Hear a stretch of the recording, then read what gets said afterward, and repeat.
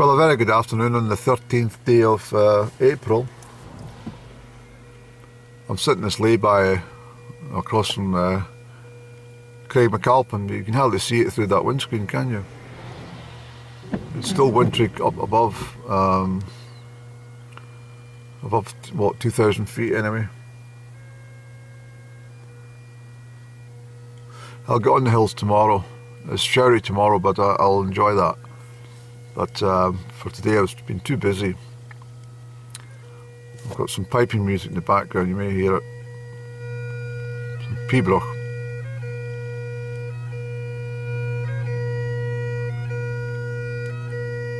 I do enjoy the pibroch, I do. It's just a wonderful sound. It's a classical pipes, classical bagpipes. But yeah, I sit often, well I used to, obviously with Highland Games, and used to sit by the pipers and psych myself up for the races using the pibroch. But bit of a double whammy today. As I said, I've been up at Aberfeldy and I've done that load about time, which I find quite extraordinary, how much it's been stolen from us. Have a check. You may not agree with it, but I know how to count up to,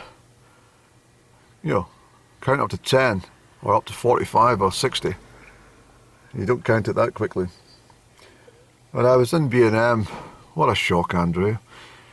Yeah, well, I zipped in for,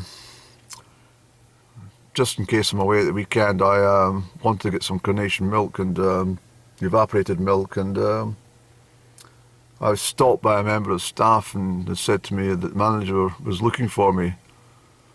And I was rather puzzled by this, but anyway, they kept me aside and the manager came down and he says, you were in last week and you were given the accolade as the 1 millionth customer, 1 millionth sale in the store. I says, that's correct, yes. I got a free packet of sweeties and a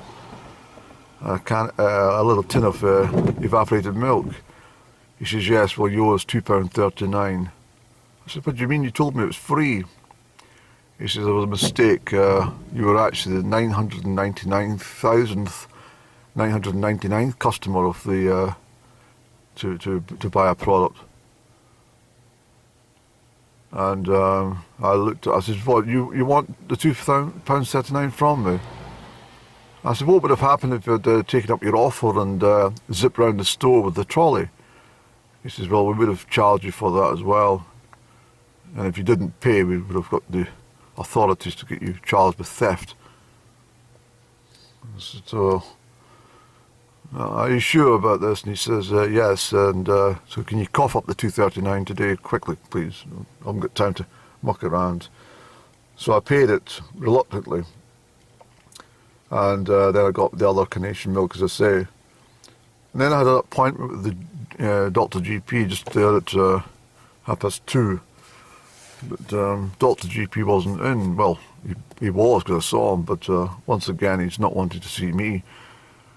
And so it was a locum doctor. I said to the locum doctor, I says, where on earth is other doctors that normally speak to me? She says, can't be bothered with you, they're fed up with you.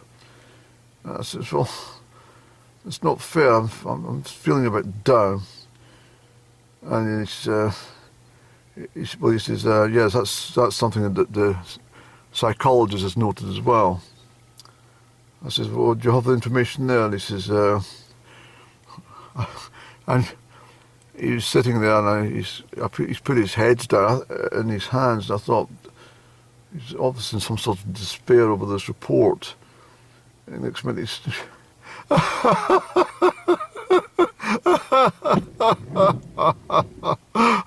I said to him, I says, what's so funny? He says, the psychologist, he says you've got clinical depression. He says you've got, you're suffering from up and down syndrome.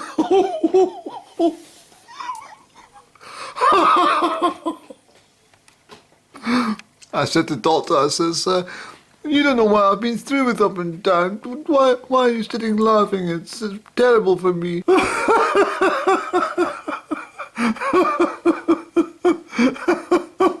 Oh dear.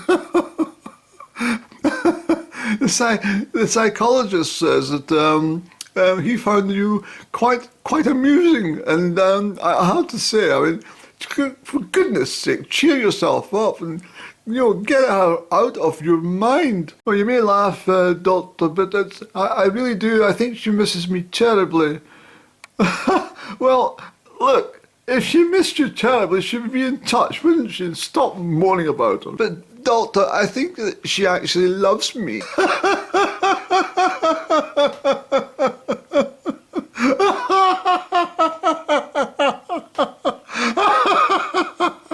He says to me, he says, no wonder you've got no friends. He says, I mean, he says, well, what do you do with your spare time? I says, well, I like to listen to the Gaelic radio station. He says, no wonder you're depressed. Between that and up and down, he says, no wonder you're having a miserable time. And anyway, I said to the doctor, I says, I would like to have a referral back to Dr. GP. At least he understood things. He says, well, that's not possible. He says, Dr. GP has given strict instructions to all staff that he doesn't want anything to do with you. He finds you very tedious and boring. And I said, well, is that to do with the clinical depression? He says, oh, just go home.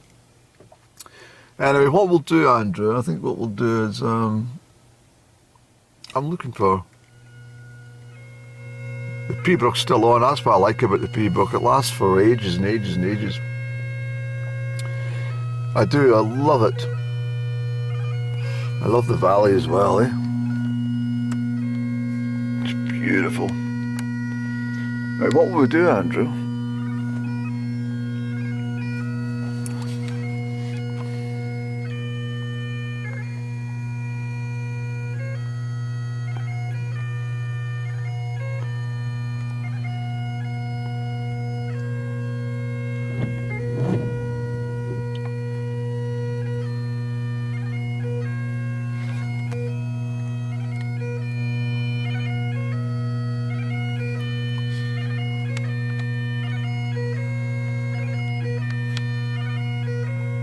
Very difficult to digitalize the pipe music. You've got to expect that drone in the background. It's just the way it is.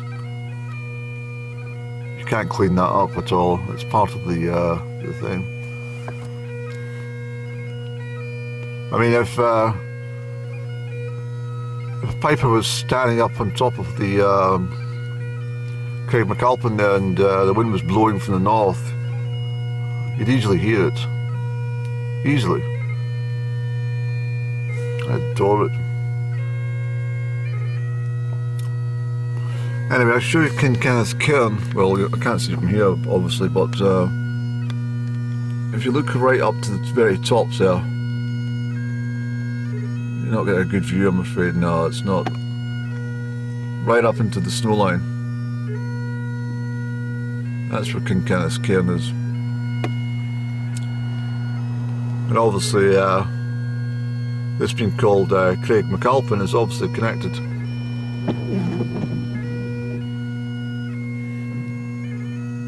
Let's move on, Andrew. It's just a wee bit too gloomy at this spot, I'm afraid. We shall shoot up and listen to some piping music.